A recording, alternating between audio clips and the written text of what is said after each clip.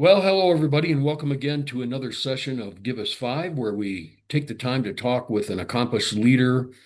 And today we have a great leader from corporate America joining us, Jed Thomas. And Jed's the Senior Vice President for Coca-Cola Consolidated, and he's joining us from Charlotte, North Carolina. And Jed, if you would take a couple minutes to introduce yourself, but more importantly, let the viewers and listeners know the difference between Coca-Cola Consolidated and Coca-Cola Atlanta, Georgia. Yes, sir. Well, first of all, thank you so much for having me this morning, Bob. Really excited to be a part of the podcast and just can't thank you enough for the opportunity. Um, Bob, I've been with Coke Consolidated, just began my 23rd year with Coke Consolidated. So have been in the Coca-Cola business for just a minute or two. And our company is the largest bottler in the United States. So to give you just a little bit of context in the Coca-Cola system and what I mean by bottler, the Coca-Cola system is made up of a network of bottlers across the world. Coca-Cola that you typically see in Atlanta is responsible and owns the trademark.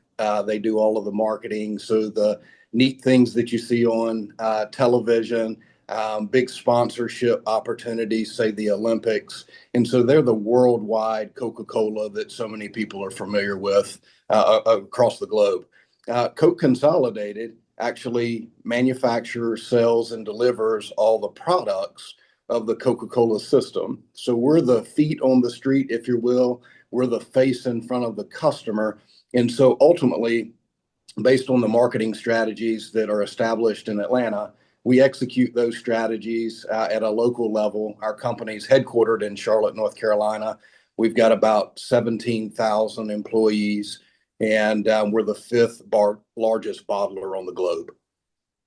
Well, thanks so much. That's really something, and probably a lot of folks don't realize there is a difference between the folks in Atlanta and you. But thanks for clarifying that. Yes, Well, sir. Jed, we're going to get started, and the first question is, um, what what inspired you to stay where you are and to seek the role of leadership? I mean, I've worked with a lot of people in corporate America, and they just didn't want anything to do with leadership. They just wanted to do their job and so forth. So, what inspired you? What drew you to what you do?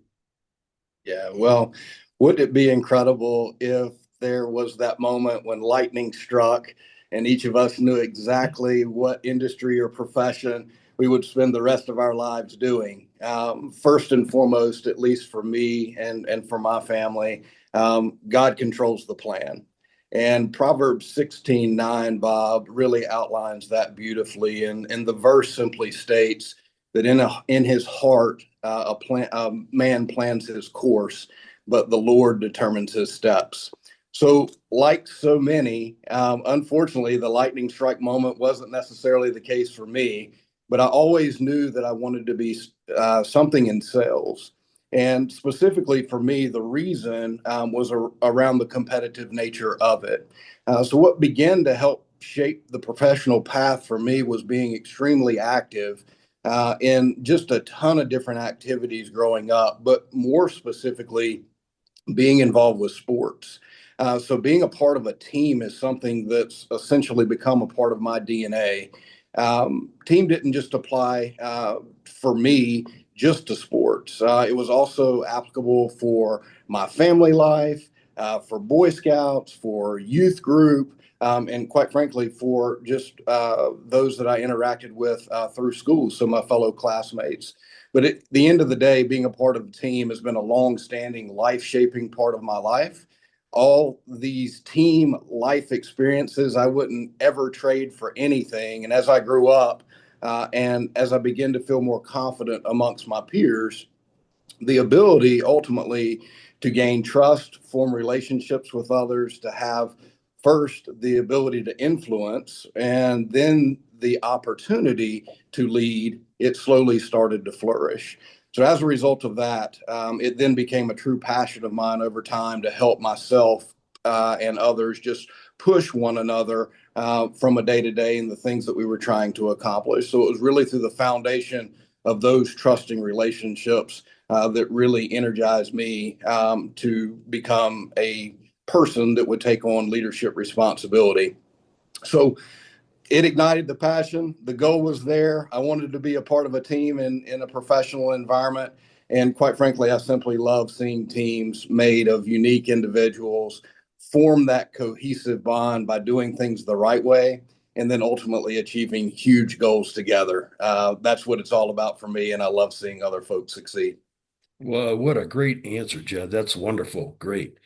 Well, as you know, there's a long, long list of positive traits that of leadership. I wonder if you might share 3 to 5 of your maybe the ones that resonate real well with you that you practice. Yes, sir. I'd love to. First and foremost, and I think leaders would agree, the ability to quickly gain trust is something that's of paramount importance. Without others being able to trust you, quite frankly, it's impossible to gain that true, authentic team followership. So all great leaders have this ability to gain trust, and trust, quite frankly, as we know as well, it's certainly earned. It's not just given. Number two, the ability to create and build meaningful, lasting relationships. As you gain trust, the privilege of forming and developing those relationships should begin to take root. Without trust and relationships being able to effectively and positively lead and influence, it doesn't exist. Number three, listening. God gave us 2 ears and 1 mouth. It's important for us to do twice as much listening as the amount of talking that we do. And this allows us to be present, truly listening to what is being said, and systematically form a response in our minds. If one is necessary for many times in leadership, the stress and the pressure of certain situations, it can cause us to respond with emotion versus authenticity. And we tend to be able to offer our best support as leaders when we do our best job of listening. Number four, at least for me, is around work ethic. Leaders have to set the pace for the team. This doesn't just mean being busy or staying late. It refers to modeling the drive and habits you're seeking to establish, as well as fostering that unified heartbeat of the team and demonstrating to the team as a leader, you will do anything yourself that you are asking of the team. Empowerment is huge as you demonstrate great work ethic. The best and most successful teams are truly those that are empowered to get things done in the right way with the right support and the right resources. And then finally, at least for me, Bob, the last is a visionary. A leader has to create a vision or hook that ultimately allows the team to have something to follow or something that they're compelled to follow. Simplicity seems to win out by tailoring the vision to the audience. And sometimes I think as leaders, we don't do as good a job at that as maybe we should. But the simpler and more straightforward and more applicable to the team this vision is, you're able to ultimately not just gain the minds and efforts of the team, but more importantly, the goal is to gain their heart and to tap into that discretionary effort that truly matters. We want that vision to gain so much momentum and ultimately to resonate so fully that ultimately we tap into that team's discretionary effort, which is what it's all about. Oh my goodness, that is a wow answer, Jed. That's great. That's super. Well, listen, no one can argue that you have had quite the successful career. I wonder if you might recall an experience, an event, maybe even a crucible that really it just kind of marks you. Yes, sir. Well, I know that we all can agree in our professional lives, personal lives as well. There's many things that shape who we ultimately are, and that's truly no different for me. Um, I've truly been so blessed and so humbled that so many positive as well as, quite frankly, learning experiences have happened during my personal and professional career. It's hard to learn and grow if you've never faced adversity. I believe we'll all agree with that. And as the saying goes, we hear this from Bird Baggett quite often: you're either green and growing or ripe and rotting. And many times we have to be patient and resilient, not to quit before that blessing. From a professional standpoint, back in 2015, Bob, the Coca-Cola system decided to refranchise our bottler territory lines that I described just a few minutes ago. And our company was going to more than double in size. So essentially, we were going to be going from roughly 7,000 teammates to about 17,000. Wow. The process for the entire system was going to take roughly 3 years, and a leadership opportunity presented itself for me and for my family to be a part of that history. And it required a relocation. We were in Charlotte, North Carolina at the time, and we were asked to move back to Nashville, Tennessee. Um, the task of the initial wave of this refranchising, specifically in that Tennessee area, was really to take on about double the number of teammates as well. So the numbers held true from that perspective. But we would also take on additional territory that we didn't have in Arkansas, in Mississippi, in addition to extending our territory in Tennessee.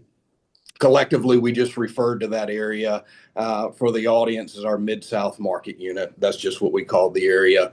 And ultimately, in this situation, my role was to lead that change.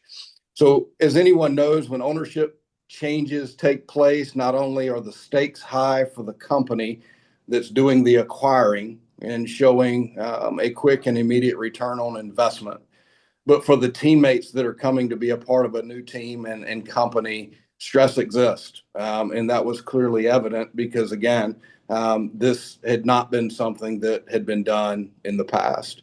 So as a leader with both new and existing leaders for that Mid-South market unit, our first goal, Bob, was to rid all that anxiety and set our business norms as a team and how we were going to approach the marketplace. We did this by solidifying with the entire team essentially our rules of engagement, and it was all built on trustful, meaningful relationships. In addition, we committed ourselves to be great listeners. I've talked about that just a few minutes ago, and to constantly demonstrate the right work ethic. And ultimately, we wanted our team to model and always attempt to foster that good, positive culture for our teammates to be excited about and, quite frankly, to be proud of. And we did this immediately. We sat down within the first 3 or 4 weeks of us becoming a new team together. And we created all of these cultural norms, business norms, if you will. And then ultimately, last and the most significant, we established our common goal. And our common goal truly was to lead the system. We wanted to lead the Coca-Cola system in terms of results, and we wanted to lead Coke Consolidated in terms of results. And as a result, this new team, I have to emphasize that this new team came together in short order under those principles and led our company as well as the nation for the next 2 years in terms of overall metrics. The reason this was so significant is no team had ever been winners for back-to-back years for our company or for the system, quite frankly. So monumental achievement. And oh, by the way, obviously that was in the face of tons of change. I was so proud and still am proud of our team and showing clearly that when teams believe and trust each other through meaningful relationships and hold each other accountable to the goal, what special things can happen with a particular group. And certainly those were special moments. And as we headed into that refranchise effort and saw the outcome on the backside for those first couple of years in particular, truly special times in Mid-South market unit and for Coke Consolidated. Well, thank you. That's quite a big experience. What do you look for? I mean, you're a leader and you've got your values and your traits that you cherish. What do you look for in a leader? What are 3 to 5 traits that you look for in a leader and why? Yeah, just a few things that stand out in particular around just qualities of a leader. Certainly confidence, humbleness, authenticity, energy, discipline, and accountability would be my top 5. And in thinking about all these things, in addition to the traits that we talked about just a few minutes ago, um, what these demonstrate, at least for me, is the opportunity to give the leader an opportunity to show truly how much they care. And I think all of those areas and qualities embody just that. It gives us an opportunity to truly get to know the team, to show that we care, because we all know at the end of the day, a team doesn't necessarily know how much head knowledge you have. They don't care how smart you are.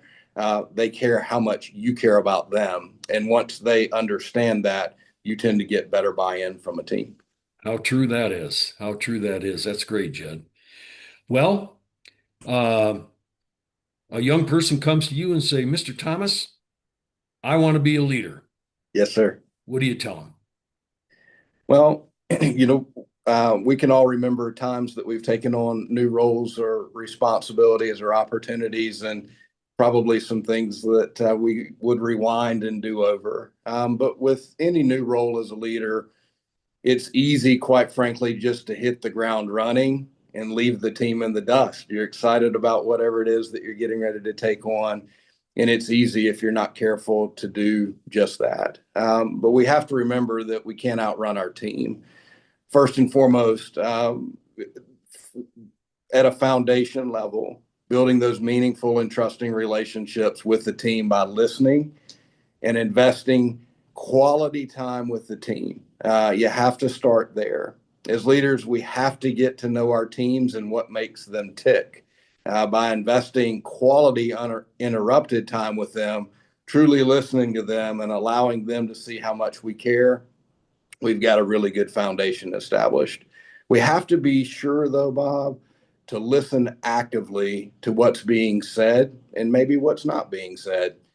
Teams truly want to be heard, they want to be acknowledged, they want to be appreciated, and they want to be empowered. Secondly, it's okay to not have all the answers. Rely on those around you that may have certain experiences to help you arrive at sound decisions. And then finally, you have to be patient. And I know for me at times that's a challenge, and I'm sure for all of us at times that can be a challenge, but we have to be patient with ourselves and we have to be patient with our team. Yet we have to be accountable to the vision that's out there and is set to be accomplished. Most big goals aren't accomplished overnight, but they are accomplished with the processes and the habits that we invest our time in and do every single day. The small details and the small things, they truly matter. These habits either create positive momentum or, quite frankly, they can be distractions. Positive habits create positive wins over time that create positive momentum, and that truly helps propel us to accomplish our goals. Great, great. Well, listen, as a True Growth alum yourself, I would be remiss if I didn't ask you if you would share your five core values with the audience. Yes, sir. I'd love to. And thanks for asking. Um, Truly, my five, Bob, are honesty, authenticity, determination, loyalty, and respect. And each and every day, I aspire to deliver on all these personal values to attempt to be the best version of myself for my family, my friends, and all those I come in contact. And so there's never a finish line to any of those five. But certainly, as I approach each and every day, I try and keep those at the forefront of every single thing that I do. Great. Well, Jed, we can't thank you enough for taking the time to join us here today. And I'm sure the listeners and viewers are going to glean quite a bit of wisdom from what you imparted to us. So thanks again for joining us and take care of yourself. Thank you, Bob. I really appreciate the opportunity to be a part and look forward to catching up again soon. Great.